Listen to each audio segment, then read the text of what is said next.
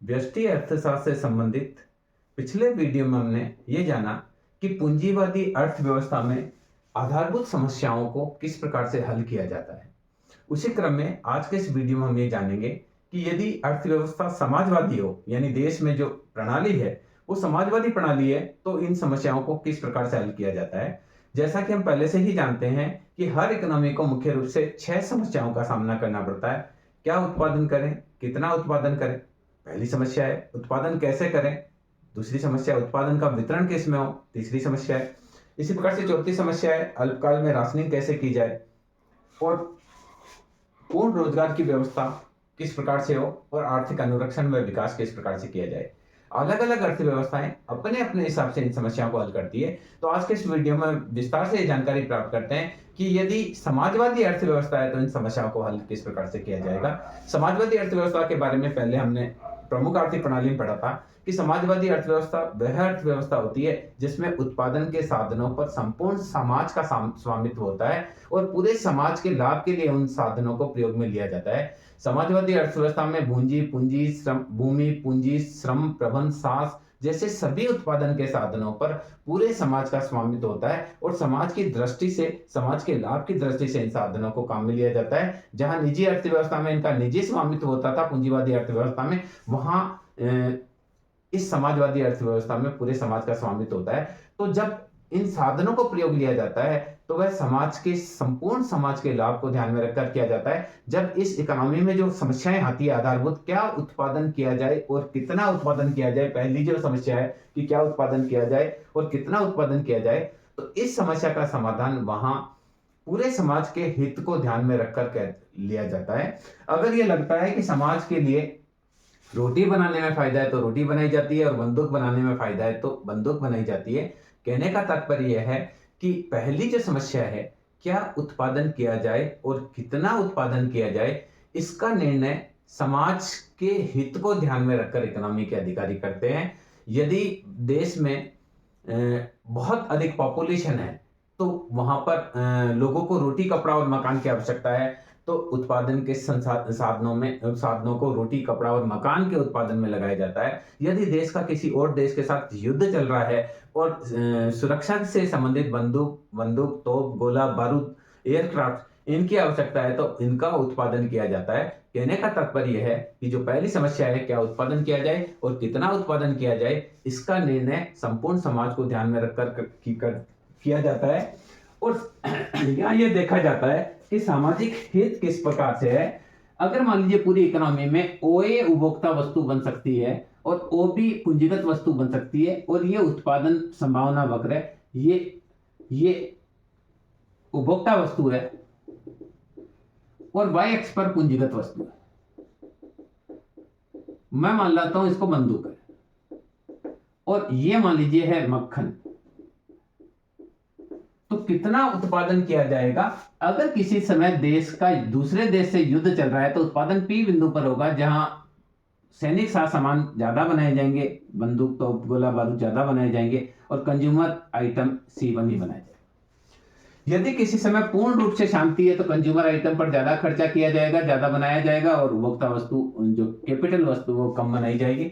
और बीच की स्थिति है, सीमा पर तनाव की स्थिति है, तो हो सकता है Q पर उत्पादन हो R की बजाय, जहां दोनों ही चीज बराबर बनाई जा रही है।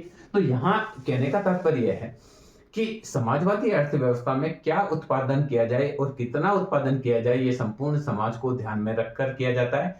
अगर देश में युद्ध की स्थिति है तो उत्पादन के संसाधनों को सैनिक सामान बनाने पर ज्यादा खर्च किया जाएगा और शांति की अवस्था है तो जो लोगों का जन कल्याण है, जैसे उनके लिए रोटी कपड़ा और मकान की व्यवस्था पर ज्यादा खर्च किया जाएगा। दूसरी समस्या इस अर्थव्यवस्था में कि उत्पादन कैसे किया जाए। सामान्य रूप से उत्पादन को करने की दो विधि होती है, एक विधि होती है श्रम प्रदान, दूसरी होती है पूंजी प्रदान। तो उत्पादन किस प्रकार से किया जाए, इसका निर्णय भी संपूर्ण समाज को ध्यान में रखते हुए किया जाता है। यदि देश में व्यापक बेरोजगारी है और बेरोजगारी होने की वजह से लोगों को काम नहीं मिल रहा है, तो यहाँ पर श्रम प्रदान विधि का प्रयोग किया जाएगा ताकि ज्यादा से ज्यादा लोगों को काम मिले। हो सकता है श्रम प्रदान विधि थोड़ी महंगी पड़ती हो, परंतु यहाँ जो समाजवादी अर्थव्यवस्था है उसमें यह प्रयास किया जाता है कि सबको काम मिले और सबको भोजन मिले। इस दृष्टि से अगर उत्पादन की विधि में श्रम प्रदान विधि महंगी भी पड़ती है तो इस अर्थव्यवस्था में उत्पादन श्रम प्रदान विधि से किया जाएगा।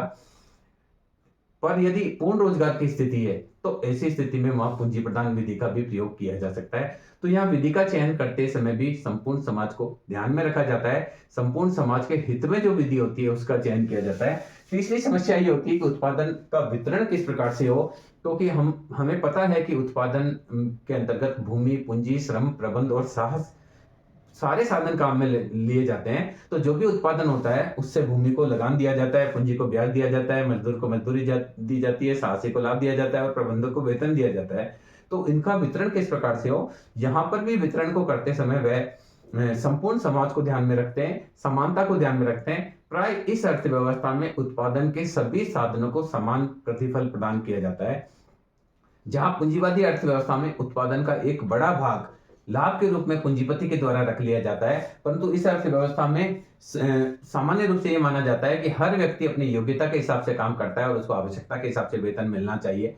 तो इस अर्थव्यवस्था में चाहे आप श्रम करते हो, चाहे आप डॉक्टर के रूप में कार्य करते हो, चाहे अध्यापक के रूप में कार्य करते हो, चाहे आप वाशरमैन के रूप में कार्य करते हो, चाहे आप रिक्शा पुलिंग का कार्य करते हो, प्राय ये होता है कि सबको वेतन बराबर दिया जाता है। तो इस अर्थव्यवस्था में जो वितरण होता है वो वितरण बराबर होता है। उत्पादन के सभी साधनों को, जितने साधनों का प्रयोग किया गया है उस हिसाब से उनको प्रतिफल प्रदान किया जाता है। यानी यहाँ पर भी समाज के पूरे समाज के लाभ को ध्यान में रखा जाता है। जहां पूंजीवादी अर्थव्यवस्था में क्या होता है, श्रमिकों का शोषण होता है और जितना भी उत्पादन होता है वितरण के समय उसका बहुत बड़ा भाग लाभ के रूप में पूंजीपति के द्वारा रख लिया जाता है। जबकि समाजवादी अर्थव्यवस्था में ऐसा कुछ नहीं होता है। सारे के सारे संसाधन जो होते हैं वह पूरे समाज के स्वामित्व के होते हैं। तो सामाजिक हित में मजदूरों को भी पर्याप्त मजदूरी दी जाती है, पूंजीपति को भी पर्याप्त ब्याज दिया जाता है, तो भूमिपति को भी पर्याप्त मात्रा में लगान की प्राप्ति होती है।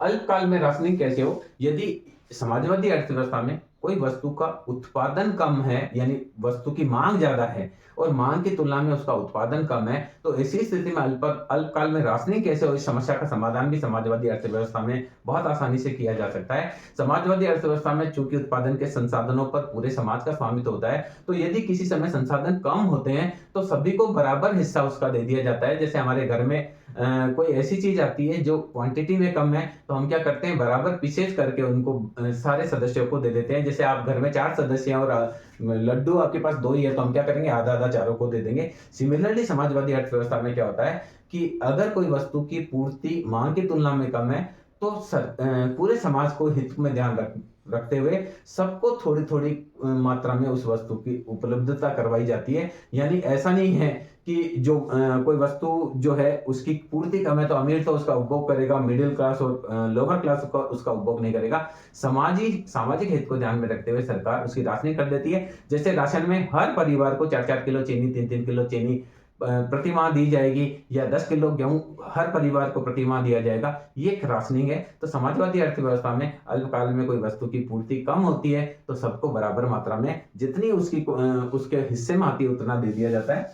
इसके अलावा पूर्ण रोजगार की व्यवस्था के लिए सरकार क्या करती है, समाजवादी अर्थव्यवस्था में संपूर्ण समाज के और संपूर्ण देश अर्थव्यवस्था के हित को ध्यान में रखकर, संपूर्ण समाज के हित को ध्यान में रखकर उत्पादन की विधि का प्रयोग किया जाता है। तो इस कारण से यदि अल्प रोजगार की स्थिति है और श्रम प्रदान विधि महंगी भी पड़ती है तो भी सरकार के द्वारा श्रम प्रदान विधि का प्रयोग किया जाता है। जो भी श्रमिक कार्य नहीं कर रहे होते हैं तो सरकार के द्वारा प्रयास ये किया जाता है कि ऐसे कार्य प्रारंभ किए जाए, रोड बनाए जाए, बांध बनाए जाए, तालाब खुदवाए जाए, स्कूल भवन बनाए जाए, हॉस्पिटल की बिल्डिंग बनाई जाए या ऑफिसेज बनाए जाए, कोई भी ऐसा काम कराया जाए जिसके माध्यम से लोगों के लिए रोजगार का जनरेशन किया जा सके। तो इस अर्थव्यवस्था में पूरे समाज के हित को ध्यान में रखकर यह प्रयास किया जाता है कि सभी साधनों को रोजगार मिले। जो श्रम कर सकता है उसको श्रमिक के रूप में कार्य मिले, जो प्रबंध कर सकता है उसको उसके रूप में कार्य मिले, जो साहसी के रूप में कार्य कर सकता है उसको उसके रूप में कार्य मिले। कहने का तात्पर्य है कि इस अर्थव्यवस्था में पूर्ण रोजगार की व्यवस्था करने की जिम्मेवारी भी संपूर्ण समाज, या हम कह सकते हैं सरकार की होती है।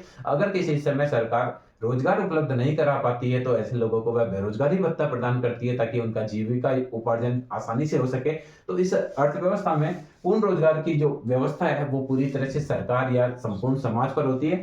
इसके अलावा देखिए, उत्पादन का संरक्षण व विकास किस प्रकार से किया जाता है। इस अर्थव्यवस्था में भी सरकार का यह प्रयास रहता है कि जिस उत्पादन का स्तर हमने प्राप्त कर लिया है उस स्तर को हम बनाए रखें। मान लीजिए हमने 2023 में ये उत्पादन का स्तर बना लिया है, तो सरकार इसका प्रयास करती है कि जितने औद्योगिक उत्पादन है उतना का उतना तो कम से कम रहे, कृषि में जो उत्पादन है वह भी बना रहे, सेवाओं में भी जो ग्रोथ रेट है वो बनी रहे। इसके लिए सरकार वांछित कदम उठाती है, सारे समाज को काम में लेती है, सारे समाज के सभी सदस्यों को वह रोजगार उपलब्ध करवाती है और भविष्य में भी देश आगे प्रोग्रेस करे, इसके लिए नए नए तकनीकी अनुसंधान पर पैसा व्यय किया जाता है, नई नई तकनीक को प्रयोग में लिया जाता है और ये प्रयास किया जाता है कि भविष्य में जो अर्थव्यवस्था है वो और गतिशील दर से आगे बढ़े। तो इस प्रकार से समाजवादी अर्थव्यवस्था में उत्पादन की जो 6 समस्या है, जिसको हम कहते हैं आधारभूत समस्या है,